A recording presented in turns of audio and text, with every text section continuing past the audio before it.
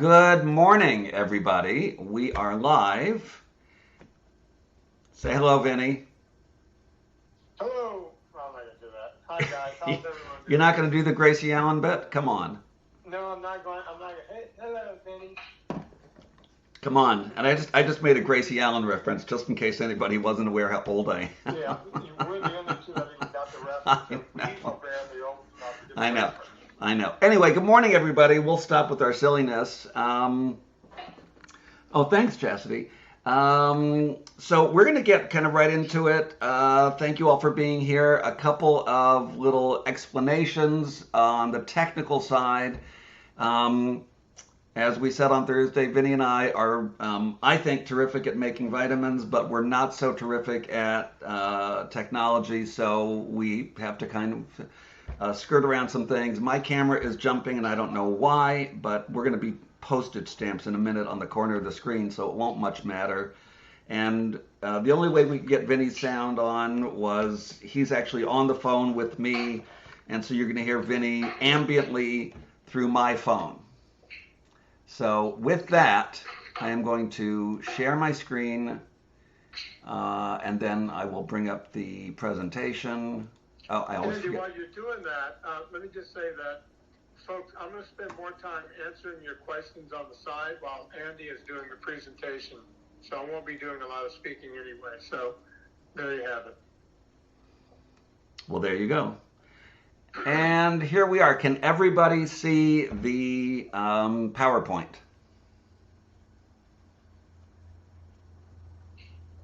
If somebody could just... Besides me, we need someone to say yes. Yeah.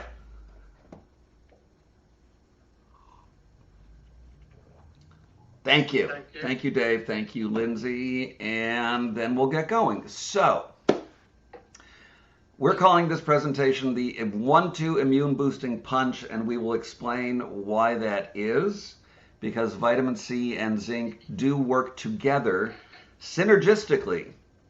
I hate that word when it's used and overused, like in business. You've got to have the synergies.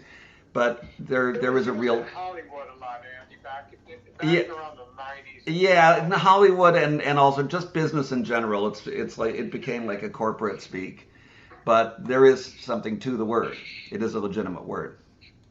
So, before we get really into it, just to let you know, there will be a special offer at the end of this webinar where you will get 25% off anything that you order today. If you're just doing a single order, if it's your first time with us, if you're ordering a new subscription, or if you're adding to your subscription, the 25% will count. And we have a new way of doing the add to subscription, which I'll get to at the end. So don't do anything until the end of the webinar when we show you all of that stuff. And all of this expires at the end of Monday. So, why the double release? For a long time, people have known, and it's been sort of common knowledge that vitamin C can help battling minor respiratory and nasal infections like the flu and the cold, and there's been some kind of wives' tales around that too about how much to take and that you need to load up with thousands and thousands of milligrams, and it's a combination of truth and fiction on that front. But in more recent years, people have started to talk about zinc as something to take when you have any kind of a cold or sore throat or want to deal with immune protection. And again, there is definitely some truth to that, and also some misunderstandings about how it works and how well it works, and whether we're talking about symptom alleviation versus prevention. But both vitamin C and zinc definitely do, with plenty of data to back it up, boost your immune system in general, as well as helping specifically when you're battling symptoms of minor infections like a cold and the flu. So let's talk about vitamin C and just kind of the basics. What is vitamin C? So the Linus Pauling Institute, which is the the sort of center of vitamin C research, according to them, it's L-ascorbic acid, which is the technical term for it. It's a water-soluble vitamin. Humans do not have the ability to synthesize it on our own, so we have to consume it from external sources, either as food or as a supplement. It is an essential vitamin, which means that our bodies need it to function, but can't make it on our own. So we have to acquire it. It is naturally present in a lot of foods, and a lot of the food industry over the past century really has been adding it to some foods, which they call fortifying foods. That's where they take all the nutrition out of the food by the high processing, and then they stick it back in with chemicals. So what you see at the bottom here, just to clear up, because you'll see ascorbic acid and you'll see L-ascorbic acid. And if you look at the molecular structure, you can see, I don't know if you can see when I pass my cursor around, the molecular structure is really the same. Ascorbic acid is the way it is in your body, and L-ascorbic acid refers to how it rotates to see the light, which is indicated by these kind of what look like black and white candy corn over here.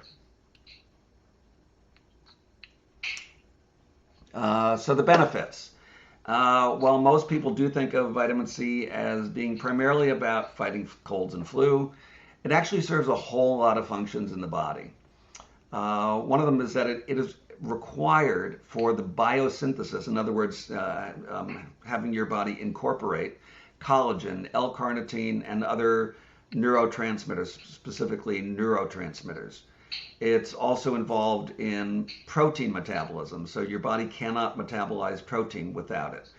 Multiple studies have indicated that higher vitamin C status is associated with lower risks of hypertension, coronary artery disease, and stroke. And I ask you to pay close attention to the exact wording of that, associated with, because people take those things associated with. It's like correlation versus causation. There are correlates between vitamin C status, meaning how well supplied your body is with it, and absolute causation. So there are correlations that there is not enough data to show causation. There is some evidence also that suggests that vitamin C can be a useful adjunct to conventional medical practice to reduce myocardial injury. If you have a heart attack or an arrhythmia following a cardiac surgery, that vitamin C can help with that healing. Beyond that, some of the other key benefits are, I already spoke a little bit about the fact that it stimulates collagen synthesis. Collagen is the most abundant protein in the body, and it plays a critical role in all of your connective tissues, those found in your organs and your hair, your skin, and your nails. Hi, Caitlin. And that improved collagen synthesis aids in wound healing and keeping your skin looking young. That's why a lot of topical face creams and whatnot will add vitamin C. It does assist in the absorption of iron from food sources. Iron is best absorbed, best gotten from sources like, red meat and some fish and some vegetables. And vitamin C helps you absorb that better into your body. It does play a role in neurotransmitter synthesis and in cognitive function.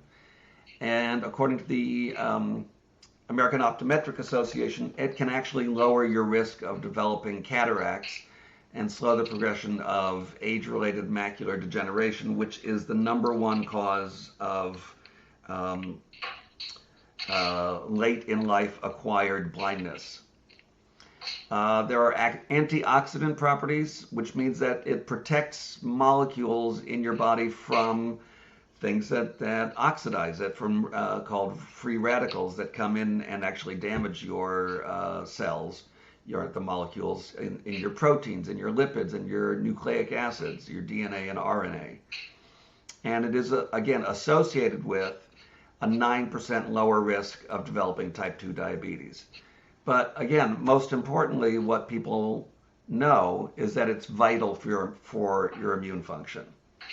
But what people don't know is how it's vital, how it helps your immune function. They just know that it does. Well, it does in a number of ways. It stimulates the production of white blood cells. The white blood cells are those that fight infections. It increases interferon production. Interferon is another defense in your system. That's why starting, I don't remember, the 60s or the 70s when they started using artificially introduced interferon as a cancer drug, because it does help boost your immune system, help fight off pathogens. It stimulates specifically the proliferation of B and T lymphocytes, the B and T cells. Nobody thought about T cells until HIV, landed among us in the 80s, and all of a sudden that was a measure for people with HIV of how well their body was handling the infection, because HIV specifically targets T cells, and so if you have very, very low T cells, you've got no functioning immune system. Well, vitamin C helps stimulate the proliferation of more of those. So it enhances the microbial killing capacities of neutrophils, which are the most prevalent form of white blood cells. So altogether, it does have both antiviral and antimicrobial properties, and it supports your body's natural immune response. Most common food sources of vitamin C. Everyone goes right to orange juice or oranges, and that's correct. Citrus fruits are very high in vitamin C, but also kiwi fruit and bell peppers and strawberries. More fruits than anything else. There is some vitamin C in some vegetables, like in broccoli and in red cabbage, the darker cabbage, more so than, like a white cabbage. Tomatoes, but that again is a fruit. Bell peppers. Are bell peppers a fruit? I'm not even sure. I don't think it is. I'm not sure because it grows like fruit. I don't know. It doesn't matter. But the thing that this points to is that most of the highest concentration vitamin C foods are fruits that are high in sugar. So if you are following a ketogenic diet, and I know that a lot of people who follow us and who are customers of Pure Vitamin Club are on a ketogenic diet, whether it is NSNG, which is no sugar, no grains, or another version of a kind of ketogenic diet. If you're following that diet, you can actually have a more difficult time than people who don't getting enough vitamin C through your diet, because you're not eating oranges, you're not eating cantaloupe. You might eat a handful of strawberries or a handful of blueberries every now and then, and you're going to get a little bit from your broccoli and your cabbage, but you're not going to get a whole lot out of your diet, which can lead to problems. Now, actual complete vitamin C deficiency, where you develop what is not really seen much anymore, called scurvy, is very, very rare, but handling scurvy is something that helped to the development of an understanding of vitamin C back in the 1700s, when the British Navy understood that sailors who were spending a great deal of time at sea, long stretches, were developing scurvy, and they figured out that it was from not having access to fresh fruits. As a matter of fact, I didn't even know this till I started researching all of this, that the word ascorbic, as in ascorbic acid, the technical name for vitamin C, means literally a, which is the prefix that means not or without, and scorbic, which is from the Latin for scurvy. So ascorbic means you don't have scurvy. I thought that was interesting. The symptoms of scurvy, subcutaneous bleeding, poor wound closure, joint pain, swelling, fatigue. Again, while that's very rare, if you are not fully deficient in vitamin C, but your levels are low, you can have mild versions of all of these. You can have more subcutaneous bleeding. Your wounds will take a little longer to close, and you might have the joint pain and swelling, which is inflammation. Again, not scurvy, but not things that you want. Here's a question we get all the time with regard not just to vitamin C, but to any supplements that are, outside of a multivitamin, which is if I take a multivitamin, whether it's our daily multicap or any other, do I need a separate vitamin C supplement? And the honest answer is you might not. You might, but you might not. The thing is, a multivitamin, and we say this all the time, is not there to address specific ongoing chronic deficiencies or any specific ongoing health issues. What it is there for is to be an insurance policy, because no matter how well you eat, how thoughtfully you plan out your diet, any given day you might be lacking in one or another of the 13 essential vitamins or certain minerals. One day, just based on what you ate, you don't get enough vitamin C. The next day, you didn't get enough B12. The next day after that, you don't get enough magnesium. A multivitamin is meant to make sure that on any of those given days, there's enough in the multivitamin that you're covered, your bases are covered. That's what a multivitamin is for.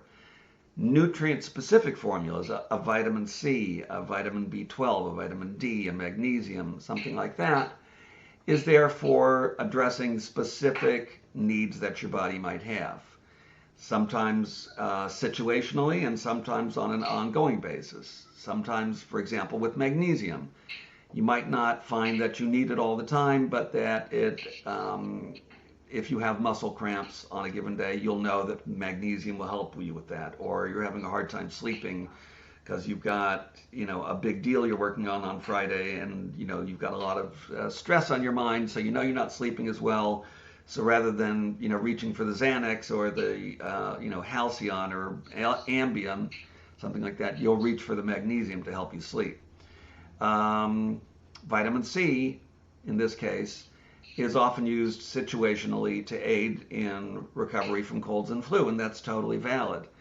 Some people take vitamin C every day because they like the way it boosts their immune system on an ongoing basis, and there is some scientific evidence that says, yeah, if you keep your vitamin C levels up, your immune system will be functioning at a higher level, and you're still going to run into those pathogens. There's no way of living in a society unless you're, Ted Kaczynski in a cabin in the woods. You're going to run into people, and that's how pathogens spread from one to the next. And having, good solid levels of vitamin C will add that extra boost to your immune system to fight those off. Kaczynski met with people. He worked in a library part-time in town. Well, there you go. There you go. Just go ahead and ruin my analogy there, Vinny. Your Ted Kaczynski joke. Yeah. I don't know how much of a joke it was. It was an example. Anyway, let's not get distracted. What are the various forms of vitamin C? As with everything, whether it's magnesium, vitamin B12, there are always different forms. And what form really matters. So when you look at vitamin C formulations on the drugstore or vitamin store shelf, you'll see all different versions. You'll see ascorbic acid, which is actually, if you're just saying it's ascorbic acid, it's a little misleading, because ascorbic acid, again, is what is in your body. So if it doesn't say L-ascorbic acid, which is what it is outside the body, it's not quite correct. Sodium ascorbyl phosphate, magnesium ascorbyl phosphate, or just magnesium ascorbate, sodium ascorbate, ascorbyl palmitate, and calcium ascorbate. The forms of vitamin C that are bound to minerals, so your magnesium ascorbate and potassium and calcium, those are called buffered. And it's because those minerals literally act as a buffer. I mean, ascorbic acid, vitamin C is an acid, and so it can be hard on your stomach to introduce that extra acid. When you add it to a little calcium, and when I say a little bit, calcium ascorbate, for example, is like 85% ascorbic acid and 15% calcium. So you're still getting mostly the ascorbic acid, the vitamin C, but it's just that calcium is acting as a little buffer so that it, because that's more alkaline, it just balances out. It doesn't diminish in any way the effectiveness of the vitamin C. It just makes it easier to tolerate. Next one. Liposomal vitamin C. That's something that you didn't really see anywhere until really the last decade or so. But what is it, and where does it come from, and how is it different? How is it better? So to explain that, let's start with sort of the mechanics of vitamin C and how it gets into your cells. Vitamin C is a water-soluble vitamin, which means that it dissolves in water as opposed to in fat or oil. Our cells are covered by a membrane that is made of fats. So, if you've ever tried to get oil and water to mix, you know that it doesn't work so well. So getting water-soluble nutrients into your cells past that fatty membrane is a bit of a barrier. It doesn't always go through that easily. It gets through, but it takes longer and less of it gets through, meaning that you're not properly absorbing it. It's the challenge that all fat-soluble nutrients have in getting into your cells unless they're attached in some way to something that will help them. That's where liposomes come in. If you look at this diagram or illustration at the bottom of the page, this was intended to illustrate how a liposome works for a drug, but it's the same for a vitamin. If you look at those red, what look like sort of crystal bars inside, that would be the vitamin C. And this is a sphere. This is a cross-section of a sphere. So this blue coating on the outside that's cut away, that is the membrane that is made of lipids, and we'll go into exactly what that is. There's an internal kind of an aqueous space, and then the vitamin C inside. These other things, the polymer coating, that's irrelevant to this. That was for another illustration, but this was the closest I could get to graphically illustrate to you what a liposome is. So again, liposomes are small artificial spheres, basically, that can be created from cholesterol and phospholipids, which are natural non-toxic fats, fatty acids. Those liposomes can be created using lecithin, which brings in your cholesterol, and phosphatidylcholine, which is an essential phospholipid. This was discovered really in the 1960s, that liposomes can encapsulate certain drugs, allowing those drugs to be more efficiently absorbed by the body. So more of the actual medicine was getting to do the job. It was later on that that same technology was applied to vitamins, and specifically to vitamin C. The advantages of that, in addition to the absorption factor, is that it stays in your system longer. I mean, that relates to the absorption. If it's not penetrating your cells, you're peeing it out. Because it's protected by that lipid layer, it's less subject to oxidation and degradation. And it's easier on the digestive system.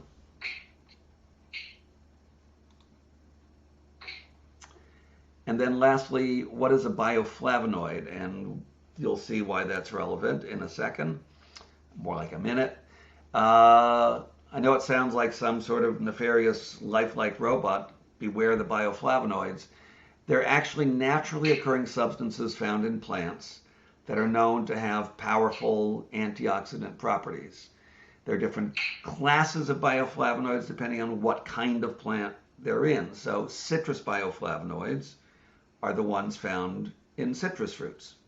They're not vitamins, but they work, again, synergistically, and this is the correct use. This is not some bullshit corporate speak. They work synergistically with other vitamins, and particularly with vitamin C. It actually supercharges the effects of the vitamin C on your cells. has antioxidant properties of its own, and then it kind of activates the vitamin C to work harder. In addition to that, what it has on its own are anti-inflammatory properties, antithrombogenic properties, which means that thrombosis is basically a blood clot.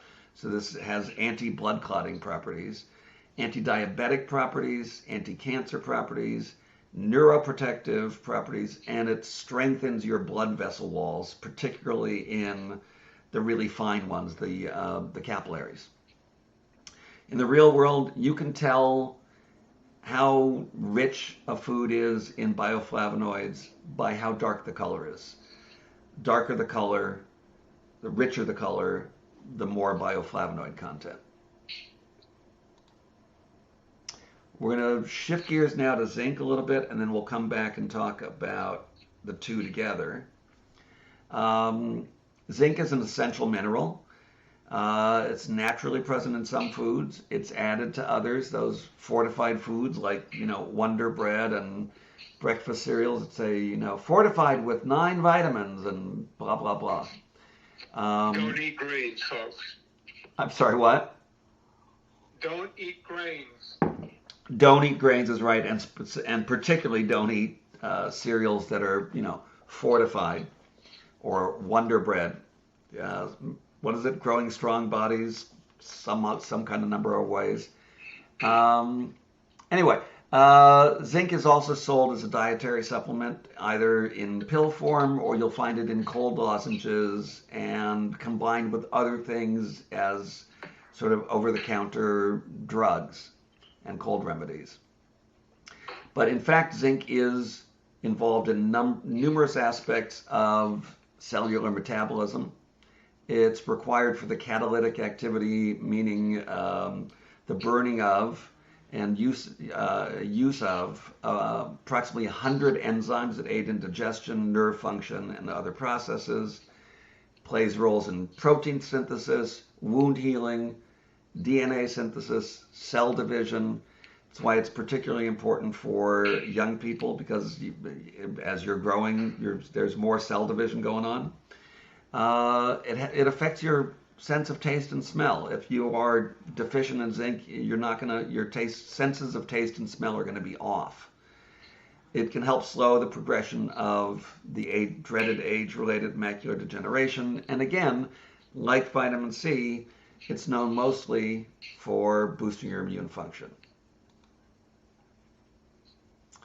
Like vitamin C, we don't make it ourselves in our bodies. We must consume it from external sources. It's actually fairly plentiful in food, in meat, in shellfish, legumes, seeds, nuts, dairy products, eggs, and some vegetables. Like vitamin C, it comes in a lot of forms. Most common forms you'll see in supplements are zinc oxide, zinc sulfate, gluconate, bisglycinate, acetate, and picolinate. I agree, Caitlin. I don't even understand. Even if it was healthy to eat, I think quinoa tastes like garbage, but that's neither here nor there. The forms of zinc that are bound to amino acids. So if you see people talking about chelated minerals, it's because that means that they are bound to amino acids. All these different forms, oxate, sulfate, gluconate, those mean that the zinc is bound to molecules of oxygen or sulfide, or in the case of picolinate, the amino acid picoic acid. All the evidence shows that the chelated forms, in other words, the ones that are bound to amino acids, are best absorbed by the body. And of those, the most data is for zinc picolinate. There are others like zinc bisglycinate that show, very good absorption, but there's much less data on them. So the strongest data for really excellent absorption is zinc picolinate. Is that Anna Vocina? I don't know. She would have to have a whole name. Yeah, I don't know. But hey to whatever Anna that is. Hey. the 1-2 punch for your immune system. Now we're getting to what we alluded to earlier. So, if you walk into a pharmacy and you've got a cold and you ask the pharmacist, what should I take? They'll almost always tell you to load up on C and zinc. Especially if there's a sore throat involved, they'll talk about the zinc. But, what is it doing to shorten your symptoms? Well, the primary target of a cold virus, for example, is the cells in your nasal mucosa, that nasty stuff inside your nose. That's why when you have a cold, your nasal passages produce more fluid, the mucosa swell, and it makes it difficult to breathe. What zinc does is it helps block the adherence of the virus to those cells by docking with it themselves. So all of a sudden, all the zinc is hitting those cells. The virus can't get in as effectively. It's sort of like a shield that reduces the inflammation in your nasal passages, and it makes it harder for the virus to reproduce. So if the virus isn't reproducing as well, your cold isn't going to last as long. And if it's not hitting as many of your cells in your nasal mucosa, your symptoms are going to be a little bit milder. Zinc lozenges are prescribed a lot, not prescribed, advised, for sore throats. The thinking being that if you're sucking on a lozenge infused with zinc, you're basically adding it topically right to the inflamed tissues of your throat. Problem is that anytime you have that kind of a lozenge, it's full of either sugar or, even worse, artificial sweeteners and all kinds of other garbage. And that stuff not only is not great to have in your system, but it's also blocking the effectiveness of the zinc that it's supposed to be transporting. So we'll talk about, I'll say it now. Here's a bit of like somebody's great aunt kind of home remedy, but there's a lot to it. I always tell people, if you've got a bad sore throat, one of the things that you can do to instantly reduce the pain. This is not a cure, but it is like a Band-Aid essentially for your sore throat. If you take a plain bare aspirin, which is actually a very clean product, and you crush it into a powder, and it crushes very easily. You can just do it with the back of a spoon on a cutting board or something. Dissolve that in warm salt water and gargle with that. The aspirin is actually acting now as a topical anesthetic, and it will cut the burn way, way down. Not a cure, that's not shortening anything, but it's delivering the anesthetic properties of the aspirin right to your throat. Same thing is true with zinc. If you take a zinc capsule, if it's in a capsule form where you can open it up and dump the material into warm salted water and gargle with that, you're actually getting the zinc right to the tissues of the throat. So when you use zinc in combination with vitamin C, the immune boosting properties of the C, how it's helping with your white cell production, it's helping with interferon, all of those things that it does, added to the way the zinc coats your, adheres to your cells and boosts your immune system in other ways. The two together actually is stronger than the sum of the two parts. They work synergistically, they kind of energize each other. That's what synergistic means. So that brings us to our first double release. Our liposomal vitamin C with bioflavonoids and our zinc picolinate. So the liposomal vitamin C, when Vinny and I set out to do any of our products, we look at what's available on the market, what's missing, what would make it better, what would make the best, most effective version of this product available while keeping it completely clean. That's the way we approached our first product, the Daily Multicap, and we've done it the same way with every single one. So for vitamin C, we start to look at, again, how's it going to be best absorbed, most effective? So right away we knew that we needed to do a liposomal vitamin C because of the various forms of vitamin C. The only thing that is more effective and more highly absorbed by your body is if you inject it intravenously.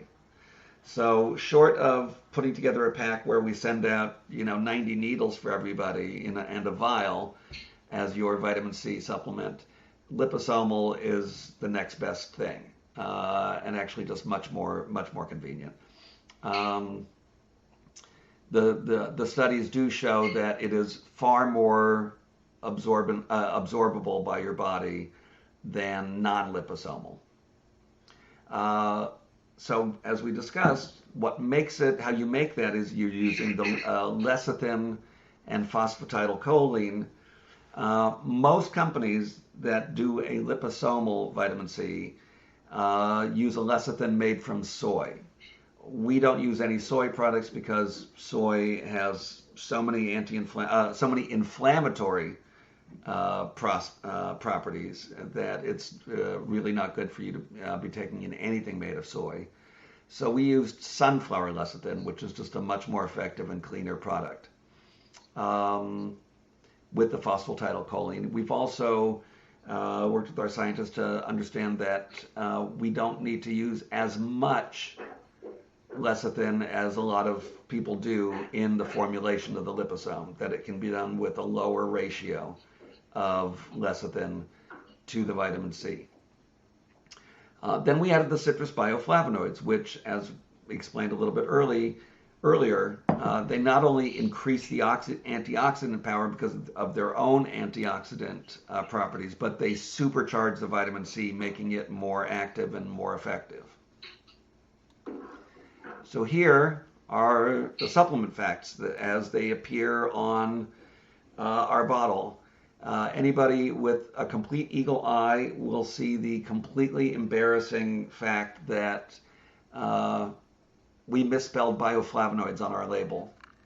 It should be bioflavonoids and not bioflavonoids, and somehow that got past not only me, not only Vinny, but we have with our manufacturing partners a whole QC team that makes sure that labels are exactly made to FDA specifications, that all of that.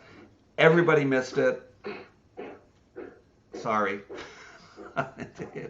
It doesn't usually happen to us, but it happened in this case. We'll correct it for the next run of labels.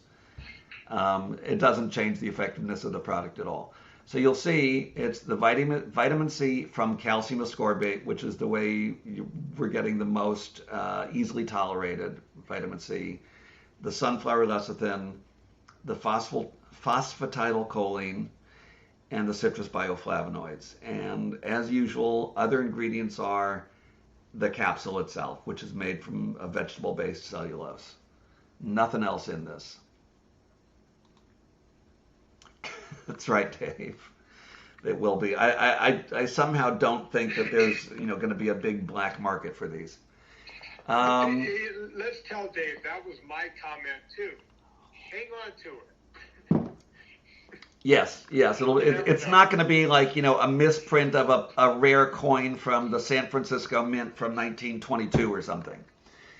It could be a Banksy. What is it? Banksy? What's that guy? An artist? Yeah, I don't think it's going to be that either. Yeah, it could be a Banksy. I don't know. Let's proceed. All right, Vinny.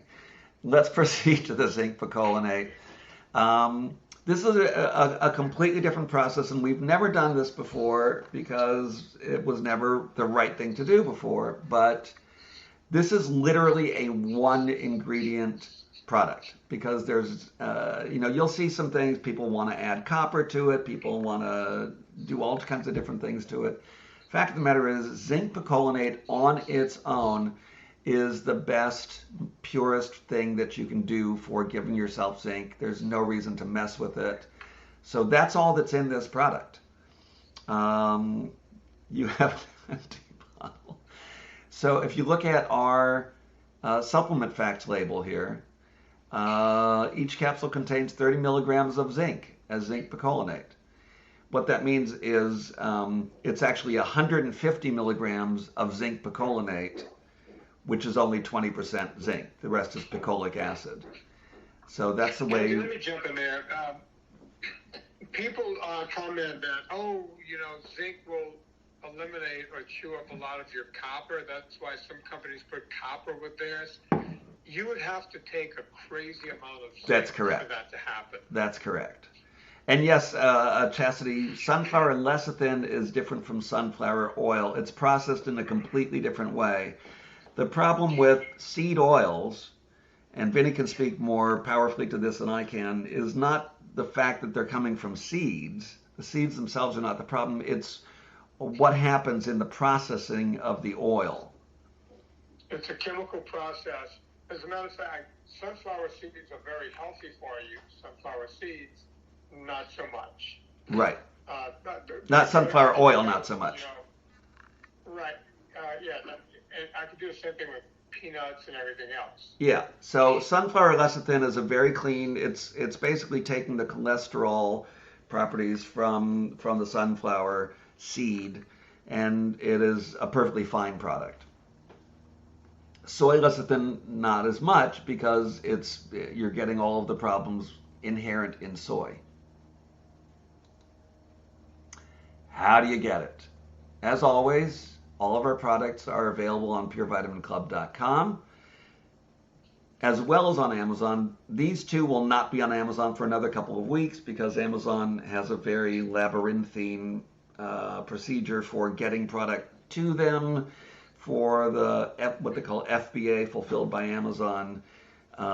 It just takes them a while to set up. Once we send the product there, they've got to use their algorithms to figure out, okay, you sent us 500 units, we have to send 42 to our distribution center in California and another 37 to the distribution center in this state. They know exactly what they're doing to get it sent out, and they don't make it available till it's there. So it'll be a few weeks before it gets onto Amazon.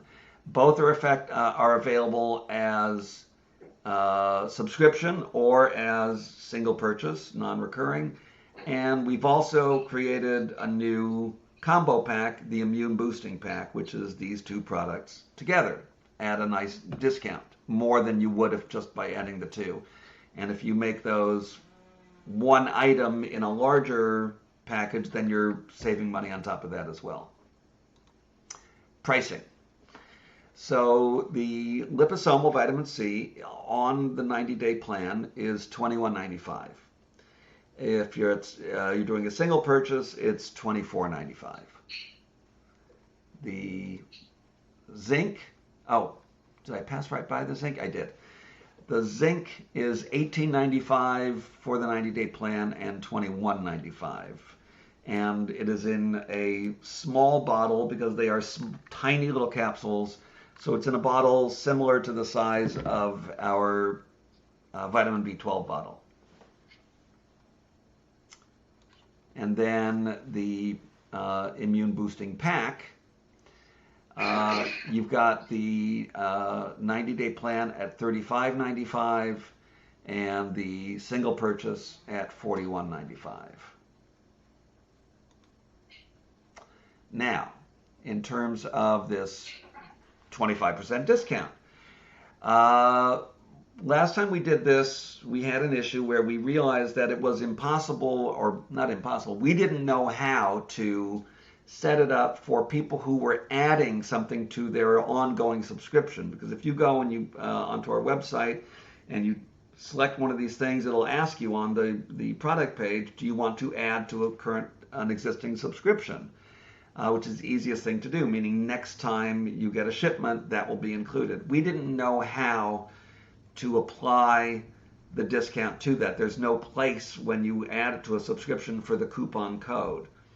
We figured that out this time, and by we, I mean Mark Truitt, our intrepid web designer, that if you add any of these, whether it's the C or the zinc or the combo pack, the immune boosting pack, to your subscription, through that add to your existing subscription, The system will, if you do that between now and the end of the promotion, which is the end of Monday, the system will automatically apply that discount to your next shipment, whether that's next week or, if your subscription refilled last week and so you've got another, 2.5 months. Whenever that happens, the discount will be applied. If you're not adding to your current subscription, you're just ordering it, the coupon code is Immune25. Very creative. So just enter the code Immune25 and you'll get your 25% off. That brings us to the end and Q&A. So we have a few questions. We've already answered the one for Christy, but there's two more. Yeah, I'm just now getting to those. Okay, so Deb placed an order last evening with the discount code. Compact C. Yes, no, it's completely possible, Deb. If you would do me the favor of just sending us, actually send this right to my email, to Andy@PureVitaminClub. That way I'm sure I will see it immediately and I will take care of it. Just explain what you did and what you want it to be, and I will take care of it.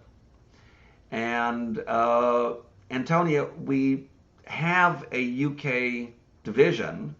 They do not have this product yet. It's going to be a little bit. I've got to get it across the pond, as they say.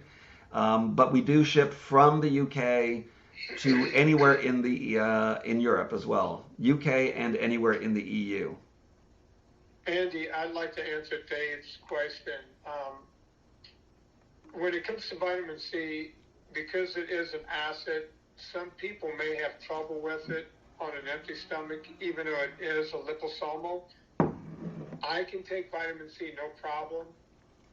Some people, I would tell you it's better to have something in your stomach, a couple of scoops of yogurt or heavy cream or something like that before you had it.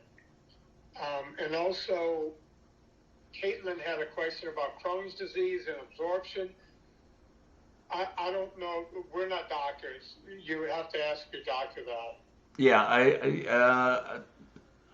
I have thoughts about that, but again, that becomes a medical question that we're just not prepared to answer. And Chastity, we did sort of address that sunflower lecithin is very different than sunflower oil, and it is not inflammatory. And yeah, Antonia, it should be. I would give it another month because it just takes a while for them to set it up over there. But it'll get there. We're just now getting our Omega EPA DHA, which we introduced over a month ago now. We're just now getting that over there. It takes a little bit longer. It takes forever. Yeah, but they will have it, and they do ship anywhere in the EU as well as all over the UK.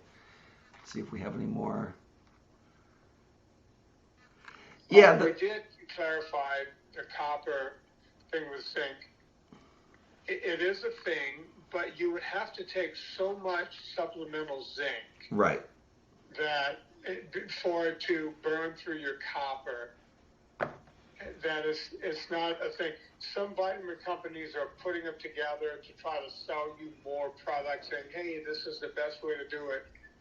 We cannot find any research anywhere to back that up. At 30 milligrams of zinc, that's not having any real effect on your copper. When if you were to take 150 milligrams of zinc, then you might have an issue, but not with 30 milligrams. So it's just unnecessary. Oh wait, I missed this one from Casey. In the beginning of Phil Maffetone's big book, he writes, moderate myokine production during exercise can be significantly impaired in those taking synthetic vitamin C. I'm not familiar with that big book. I don't know that is correct at all. So I don't really want to speak to that. I can't speak to it either. Phil Maffetone is a good friend of mine. I can ask him that privately. and talk about it in the podcast at some point. I've never heard of that anywhere. Yeah.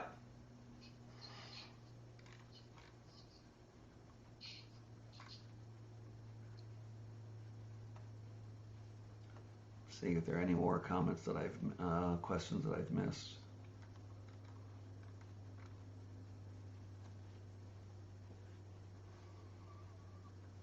Anybody have any more questions?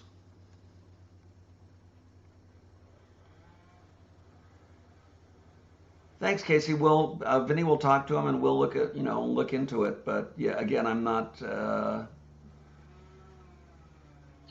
don't have the big book here. I have it somewhere in the house, but I can't go grab it right now.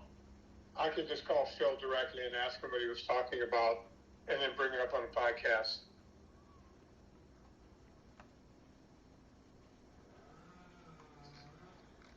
And if I'm reading your quote correctly, it says it can be significantly impaired.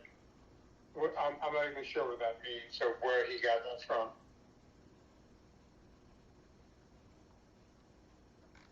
Yeah, don't know.